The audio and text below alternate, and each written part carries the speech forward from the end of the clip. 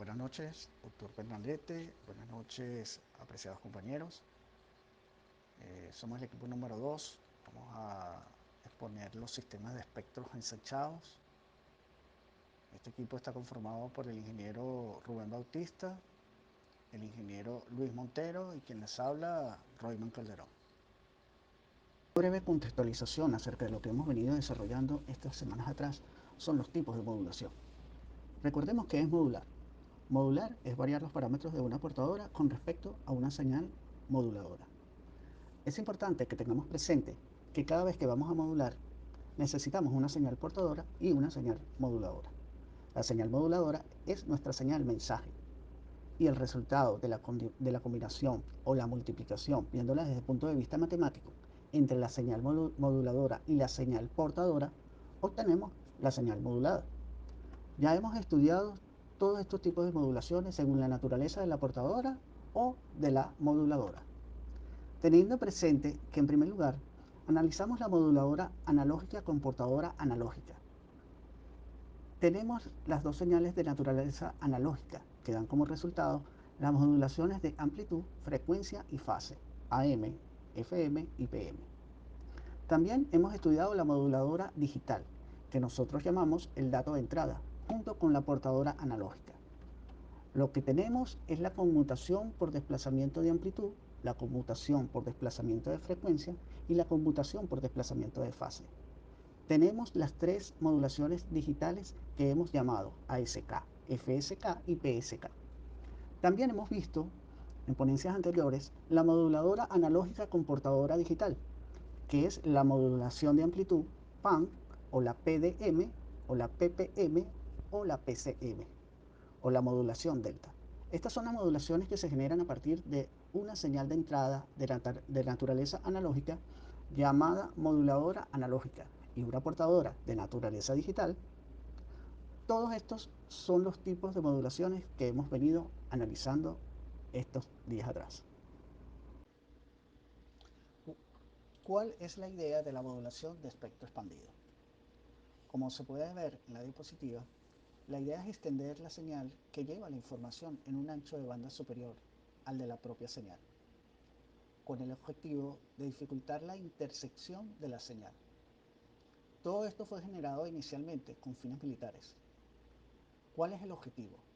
Expandir ese ancho de banda y tener la señal de información o la señal de mensaje dentro de ese ancho de banda expandido, de tal manera que sea imposible intersectar esa señal.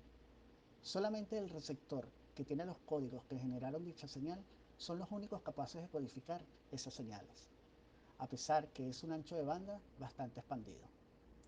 Es importante tener en cuenta que los recursos son limitados, ya que el ancho de banda lo designan los entes gubernamentales.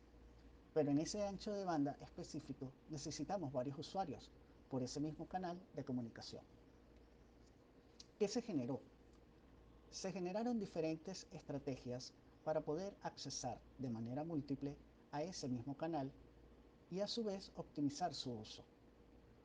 ¿Cuándo empezaron a generarse este tipo de estrategias dentro del marco de las comunicaciones inalámbricas? Se empezó con una estrategia llamada FDMA, que es el acceso múltiple por división de frecuencia. Esta tecnología no fue muy satisfactoria por sus características y los costos tan elevados que generaba implementarla. También desarrollaron el TDMA, que es el acceso múltiple por división de tiempo, la cual se utilizaba para optimizar el uso del canal y tener mayor cantidad de usuarios en el mismo.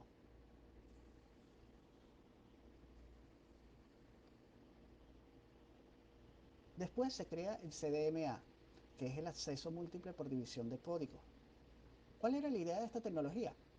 Sencillo, era la de manejar el cifrado de la señal dentro de un ancho de banda expandido para que ese ancho de banda optimizara un canal de información, pero a su vez fuera difícil interceptar la comunicación. Teníamos allí varias situaciones en juego. Aumentábamos ancho de banda, pero aumentábamos también el secretismo de la señal. Ahora vamos a analizar CDMA. que es el acceso múltiple por división de código. Como pueden ver en la figura, también utiliza el mismo canal de frecuencia, un canal común de frecuencia, pero ahora ya no es por intervalos de tiempo, sino por códigos. Es así como un usuario le van a dar un código y a otro usuario le van a dar otro código, y los receptores deben entender el código que le dieron a cada uno de los usuarios para poder decodificarlo. Todos los usuarios comparten el mismo canal de frecuencia. El mismo canal de radio puede ser reutilizado por todas las celdas vecinas, sin necesidad de esperar el fin o el traspaso de la comunicación en el curso. CDMA son los inicios de las técnicas de espectro ensanchado o espectro expandido, que es un código PN generado por este señor generador de pseudorruidos. Posteriormente, el resultado de esa modulación es el espectro expandido de la señal, que va a transmitirse por el canal de transmisión. En el receptor, el demodulador, con ese mismo código PN generado por el generador de pseudorruido, vuelve a detectar cuál es la frecuencia central en la que fue enviada. Luego decodifica ese canal y obtenemos el dato de salida. Este es el modelo general, porque vamos a tener algunas modificaciones según la técnica de espectro expandido que analicemos. Aquí tenemos el paso a paso de este modelo general de sistema de espectro expandido. Los datos van a entrar a un codificador de canal que produce una señal analógica con un ancho de banda relativamente estrecho y centrada en una frecuencia dada. Esta señal de ancho de banda estrecha y una frecuencia dada se modula haciendo uso de una secuencia de dígitos denotados como código PN. Generalmente el código de expansión se genera mediante un generador de números pseudo-aleatorios. El efecto de esta modulación es la expansión del espectro de la señal a transmitir, y el receptor usa la misma secuencia pseudo-aleatoria para demodular la señal, y finalmente esta pasa por un decodificador para recuperar los datos que fueron enviados. ¿Qué ventaja tiene esta técnica CDMA? Primero, que tiene más inmunidad a interferencias, que se puede usar para ocultar y filtrar señales, ya que en el mismo espectro se envía una cantidad de señales y solamente el receptor que tiene el código puede determinar o la puede recuperar. Y en el resto de usuarios va a escuchar un ruido. Varios usuarios, independientemente, pueden usar el mismo ancho de banda simultáneamente, con muy pocas interferencias entre sí. Estas pocas interferencias están basadas en que se transmite por medio de secuencias ortogonales. Quiere decir que están desplazadas 90 grados entre ellas. De esta forma, el receptor solo puede modular la señal si conoce las secuencias que ha utilizado en su expansión. Los demás transmisores, que utilizan la misma banda, ven la señal básicamente como ruido, así estén en la misma banda de secuencias. Sin embargo, para poder decodificar las señales CDMA, debe haber una sincronización entre las señales CDMA recibidas y el código generado en el receptor. Estas son algunas ventajas de las técnicas, la cual inicialmente usaron para fines militares, porque eran usadas para ocultar y cifrar las señales. El espectro expandido se divide en dos principales técnicas: la técnica por salto de frecuencia, que es la FHSS, y por frecuencia directa. Vamos a estudiar primero la técnica de espectro expandido por salto de frecuencia. Entonces, como su nombre lo dice, saltan las frecuencias, pero ¿cómo saltan las frecuencias? Por ejemplo, acá en la gráfica, el canal 1, que está en color verde, tenemos que esa señal de información se divide en un intervalo de tiempo específico, y ese intervalo de tiempo específico va a saltar en cada frecuencia. El intervalo de tiempo está fijo, no es una frecuencia más ancha ni otra más angosta. Se tiene un intervalo de tiempo fijo, pero va a saltar en determinadas frecuencias. En esta técnica, la señal se emite sobre una serie de frecuencias aparentemente aleatorias, saltando las frecuencias en intervalos fijos de tiempo. El receptor captará el mensaje saltando de frecuencias asíncronamente con el transmisor, y los receptores no autorizados escucharán una señal no imperdible. Acá tenemos el ejemplo de estas tres que tuviera cuáles características: que fuera mayor en frecuencia, menor en amplitud que la señal moduladora, independientemente de cuál fuera el tipo de modulación.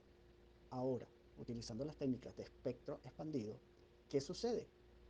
Que la frecuencia de la portadora de la señal de información no modulada no es constante, ahora va a cambiar periódicamente. Entonces, la frecuencia de la portadora va a cambiar.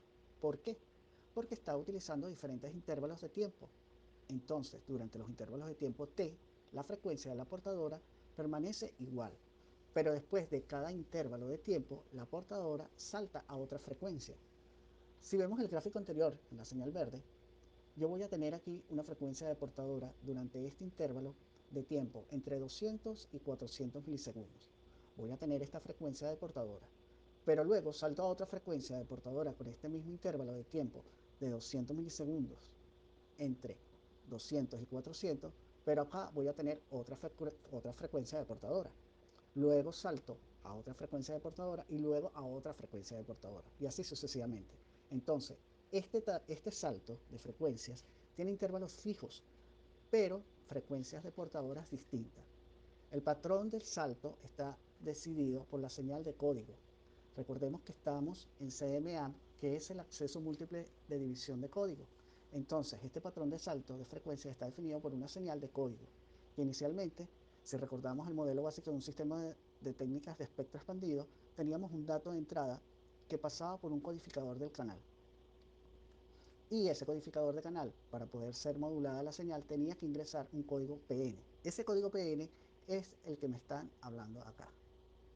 ¿Dónde se genera ese código PN? Allá en el generador pseudo aleatorio. Ahora, dentro de este acceso múltiple por división de código de salto de frecuencia, vamos a hacer una distinción entre un salto de frecuencia rápido y un salto de frecuencia lento.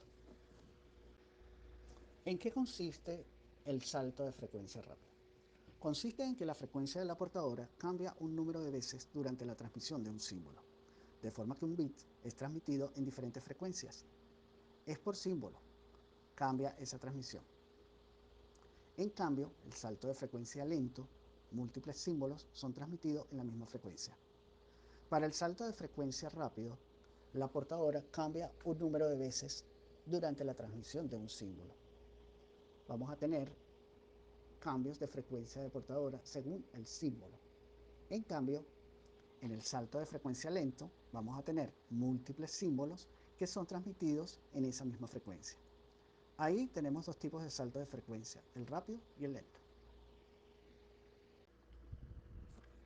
La señal de datos, en primer lugar, es modulada como una señal portadora.